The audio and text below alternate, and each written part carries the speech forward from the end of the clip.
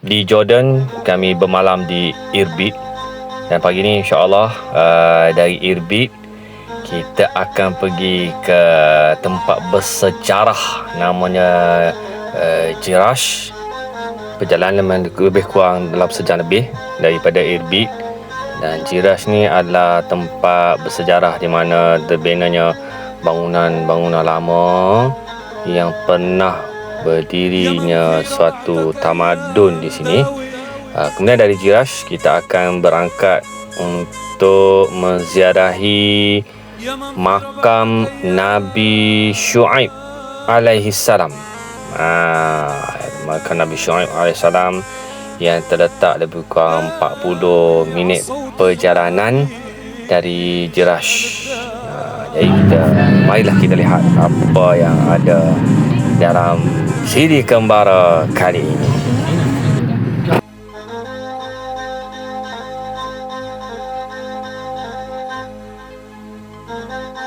Jordan ni dia ada 3 jenis jalan. Dari Irbid ke Amman, jalannya macam ni lah, bukit bukau, turun naik. Jadi kita nampak macam kita di atas bukit dan ada di bawah sana. Lagi satu, jalan raya dari Mafraq sampai ke Aqabah. Jalan dia highway lurus macam kita salam dekat Syria kan, perjalanan highway terus je, tak ada bukit, tak ada bukau, terus saja. Kalau dari Amman ke Mu'tah pula, dia jalan je lain sikit. Batu-bata je lain. Batu-bata dia macam bukit Petra gitu. Jadi 3 jenis jalan yang ada di Jordan ni.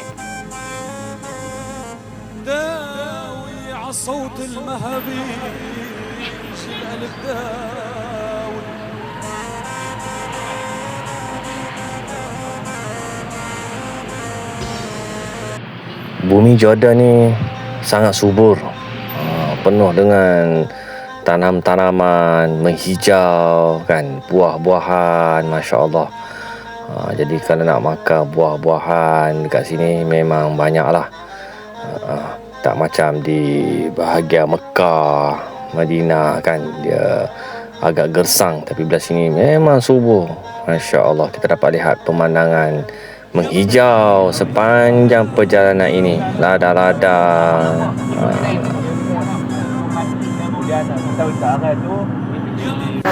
Welcome to Jerash, Archaeological Site.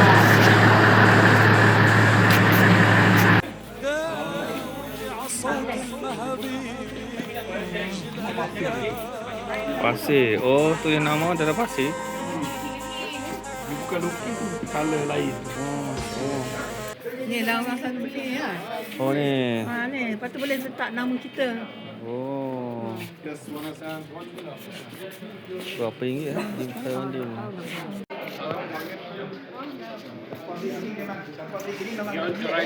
Oh. Okey.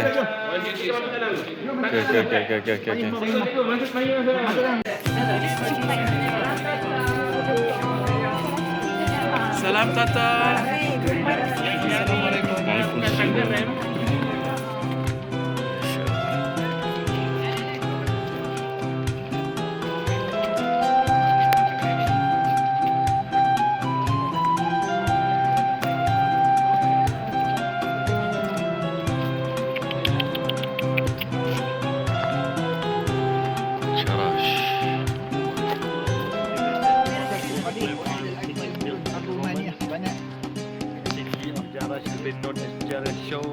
Sedikit latar belakang tentang Jerash ni. Ianya terletak 48 km di utara Amman, Jordan, dan merupakan salah satu bandar wilayah Rom yang paling terpelihara di dunia. Dan ianya sering digelar sebagai Pompei dari Timur.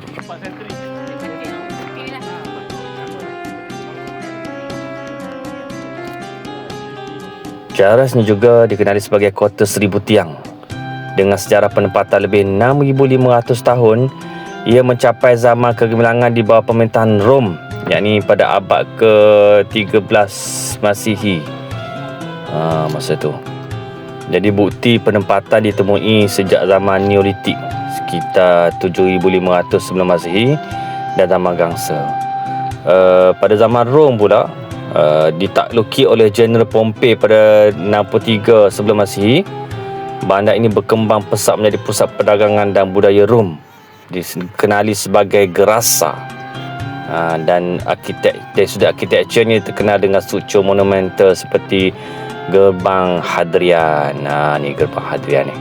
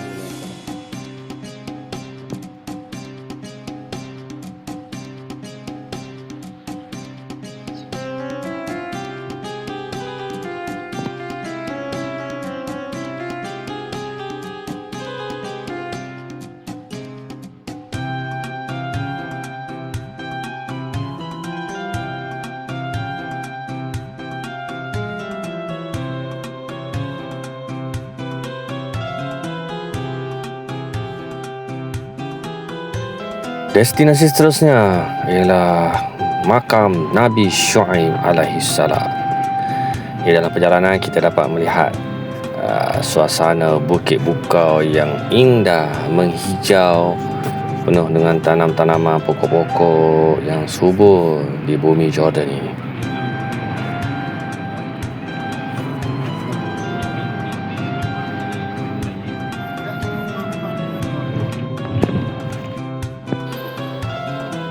Makam Nabi Syuaib ini merupakan salah satu daripada tapak ziarah yang pentinglah di Jordan ni. Ianya terletak di kawasan Wadi Syuaib, ini lembah Syuaib, kira-kira 2 km ke barat Bandar Mahis dan berhampiran bandar bersedia Al-Salt.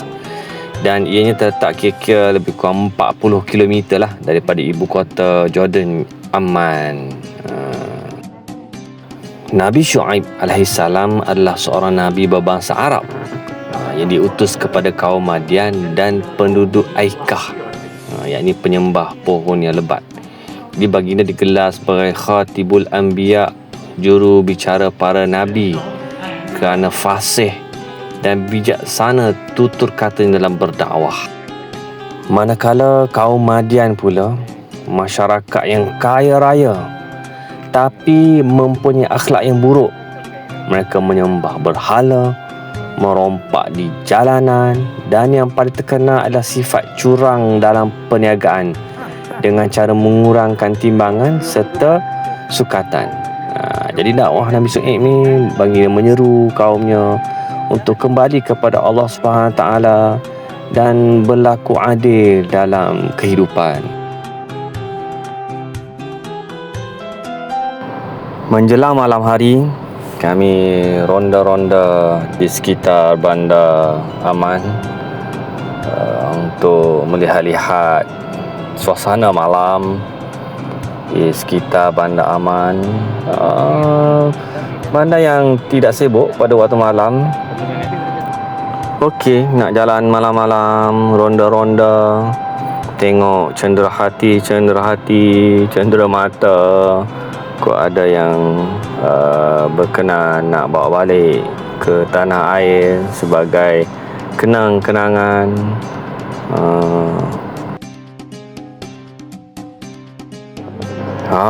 Ni special air tebu. Yang paling special tu tulis tu kat situ tu, nampak dekat signboard tu, macam-macam kebaikan air tebu, sugar cane. Kebaikan air tebu tak pernah lagi kita tahu setakat yang kita beli kat Malaysia lah. Air tebu ni banyak kebaikannya daripada atas sampai ke bawah yang ditulis di situ. Sangat menyegarkan. Alhamdulillah.